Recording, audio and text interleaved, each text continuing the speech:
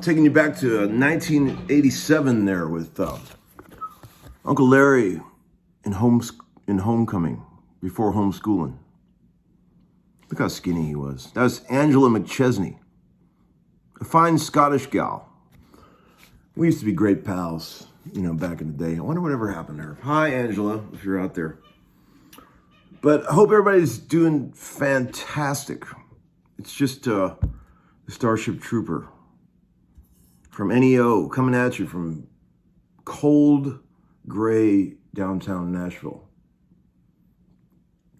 Oh man, had a fantastic day today in the studio with Guthrie and the boys, man. Thank you for all your prayers. And the gods were with us today. We had so much fun, just absolute creative joy. Did 2 songs and they both turned out fantastic. I'm really excited about this album, and I think so is Guthrie. We've got 6 songs now in the can. We've got 2 more days to record, so hopefully by the time this week's over, we'll have 10 songs ready to go. And then we'll do a little sweetening, add a few finishing touch overdubs, and then we'll deliver it to the people. Automatic for the people.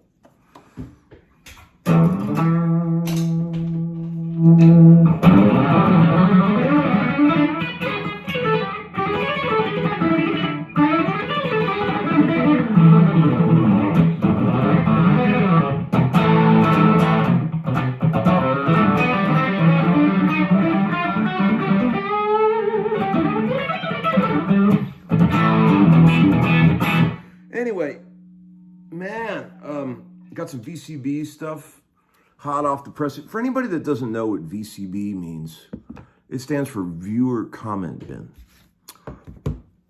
Have I shown you this picture? Viewer Comment Bin is a term that's been around since the early days of homeschooling.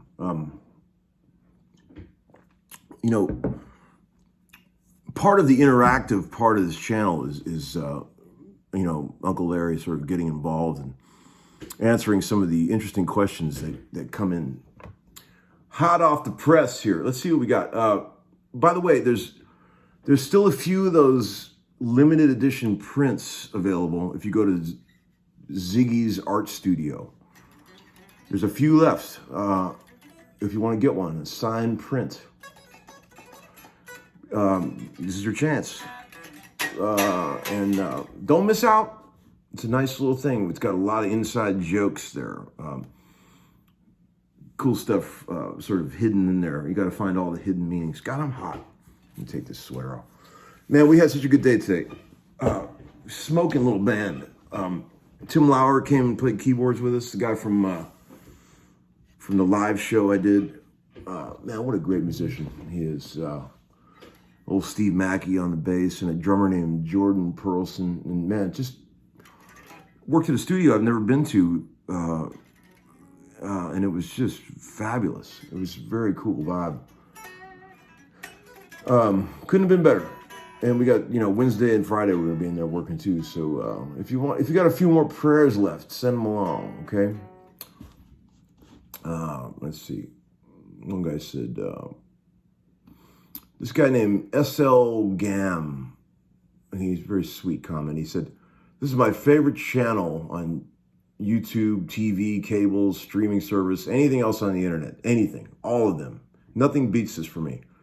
I live for the next one, the tasty guitar licks, your composition, your studio snippets, your lessons, your glimpses into Bukovac home life, chats with buddies or Nashville icons, your Ursay adventures, tour bus chronicles, the VCB lists, all the stuff that we mere mortals wish we could see if we were top flight studio musicians. Nothing is better. You are the best. Thank you, man. I really appreciate the sweet words and kind comments. Man, it means the world to me, man. Thank you. I'm glad you guys are having fun watching this. It's just a crazy sort of surreal thing that this ever turned into anything. And I really thought I was going to live out my whole life in total obscurity, like all session guys do. And this has really been great to get to know some of you guys and to sort of have a vehicle to get some of these crazy compositions that are in my head out there. I appreciate it. Without you guys, it would just be a lonely guy in his kitchen playing for nobody. Let's see. Looking at the CDs you have set aside in the dad legacy area of your CD collection, could you even estimate what percentage of your body of work they represent? After so many years, I'd risk a guess that it's like 1%. Yeah, that's probably true. Yeah, I mean, most of the stuff that I've played on, I don't even have copies of, honestly, which is pretty weird to think of, but that's kind of how it is. I don't even have my own record on Spotify or Apple Music, and we've been meaning to do that. The guy that produced the record, Chris McHugh, and I have been talking about doing that. We need to get that up there. It's one of these day things we just never get to. The Trip to Witch stuff is up there, but not the Plexi Soul record. But we're going to do that, I promise. And again, I want to say, keep an eye out for the DVD that's going to be available of the live show, remixed, reimagined, with some cool new B-roll cut in. B-roll is a fancy word for extra footage. They use that in the film business.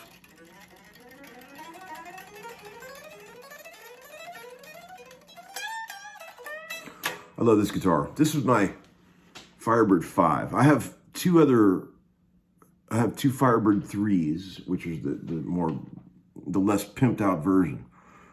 The Firebird 5 is more deluxe. Do you guys know how the whole model sort of system works with Firebirds? Firebirds are there's 4 different types of reverse models.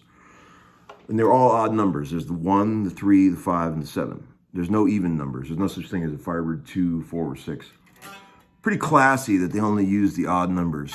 So the higher the number, the more pimped out the guitar is. Like the Firebird 1 is a very simple 1 pickup guitar with a cheeseoid bridge and dot inlays, very Spartan. The Firebird 3 has dot inlays and a cheapo bridge, 2 pickups though. Firebird 5 is a little more deluxe with crown inlays like a Les Paul and a slightly better bridge situation. And the Firebird 7 is the one like Brian Jones played that's super pimped out, like with the block inlays, ebony board, gold hardware, 3 pickups, triple ply binding, triple ply beveled pickguard. I don't even know how to say that. But every time I say stuff like that, I always think about, I have this running joke with Ebo and Greg Old World Voros. We've been joking around about making an album, instrumental record where all the song titles are vintage guitar terms. Like one song could be called Overspray, and another song could be called Covers Never Off. Another song could be called like Witch Hats. All these, there's so many great terms, toaster tops, patent sticker, just neck set. So many great words and terms that have to go with the whole vintage guitar culture. They could be great song titles, Sonic Blue. We joke about it all the time. We always send little texts back and forth with great little song titles, just a little gag we got going, because we're bored. Let's see. Tom, I predict you will have 1 million schoolers before long. Why? Because you're the realest dude on YouTube. Your meanderings are so heartfelt, grounded, insightful, and instructive. Thank you. Man, I appreciate that. I really do. Thank you for all that. I'm trying to keep this shit real. I've had plenty of opportunities along the way to sort of whore this channel out and sort of, turn it into a more commercial sort of corporate thing. And I've resisted it at every turn. Not to try to be cool, but I just feel like there's enough of that shit out there in this world. And I just want to, keep it the way it is with no editing and just the raw, a lonely guy in his kitchen kind of thing, a lonely old guy. He's not very smart in his kitchen. Let's see. Hey, Larry, I'm so happy to see the return of Rolling Rock. Yeah, you know, it's available again. The bottles are available, although tonight I cracked open a Yingling because I actually prefer these, to be honest. I just like beer. I don't know if you guys knew that. I like beer just in general. Let's see. You're 100% right on YouTube being the only social that's worth a shit. I mean, I firmly believe that. I mean, YouTube is just a great, man, the things you can learn on YouTube. I'm not saying it's all great. There's a lot of crap on YouTube, but I use it for so many things, man. Like, you know, it's so helpful when you can't figure out problems. You know, you're trying to unbox some new item that you don't know anything about, or you're trying to figure out how to do something with your car, you know, like how to set the clock on a fucking Mercedes. Jesus. It's like there's nothing in life more complicated than trying to set the dashboard clock on a Mercedes. Anybody that could figure that out intuitively is a genius. It just amazes me how complicated they make shit like that. You guys with me on this? Let's see.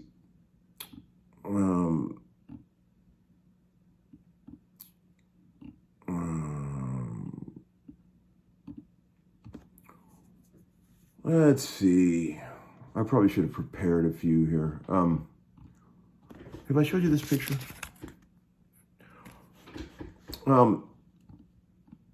Brad Paisley listed BTPA cables as his cable of choice circa 2002. Yes. I love those cables. BTPA, man. Check them out. If you guys need some good cables, check those out. There's still a lot of backlash about the cream thing. Some people just can't let that go. Hey, you know, the thing is, man, people just like what they like, you know. So you can't control the way music makes a person feel. Like, if a person gets depressed when they hear a record, they just don't like it. You know, you can't really argue with somebody. Oh no, you don't feel depressed when you hear it. Yes, you do. And if something depresses you, it's not good. It's not good for you. I'm not saying it's not good for everybody else, you know. But you can't argue with the fact that if something makes somebody feel weird when they listen to it, it's not for them. You know, and that's not to say that I like Eric Clapton singing. I like his guitar playing on the Derek and the Dominoes record. You know, as a matter of fact, I sent a text to Steve Mackey, a bass player friend of mine, the other day, talking about how amazing the bass line is on the song Layla. If you ever check that out, like Carl Radle's bass playing on that track is just fucking amazing. The way he cooks with that fast R&B stuff on the verses, it just makes that whole section feel amazing.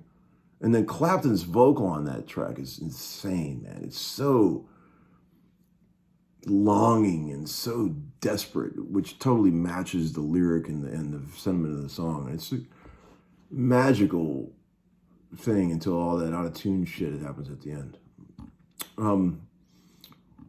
What else? Let's see if we have any more here. A lot of people say things like, I always know when there's like a new viewer watching when they say things like, do you ever play any acoustic on your channel? Or do you, I've never seen you play a reverse Firebird. Or you don't seem to like Stratocasters. You know, that's when you know they just came on.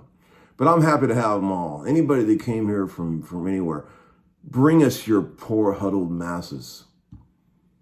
Bring them to the Homeskoolin channel. As long as they don't get weird in the comments, that's all I ask. A lot of people say Kiss, the one band that everyone loves that I can't stand.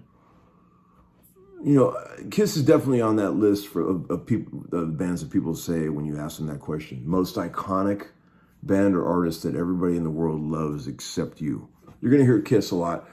Like I said yesterday, you're going to hear Dylan, Doors, Velvet Underground, that kind of shit.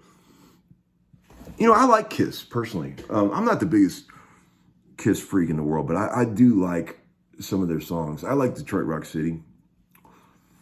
Get up, everybody's gonna move their feet down. I love that shit. But I really, as you guys well know, I really like, a long time ago, my friend John Dedrick turned me on to Rip It Out off the Ace Frehley solo album. I love that song, Rip It Out, man. That's just amazing. And I will say,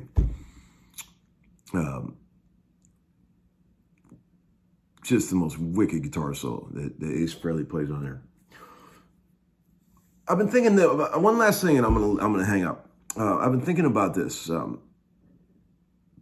I got a pretty cool concept for the next video. I think what I'm gonna do for the 200th episode is, maybe I shouldn't give it away. I got a little idea for the 200th episode, but it has to do with favorite guitar tones of all time. I'll just give you a little teaser there. And that's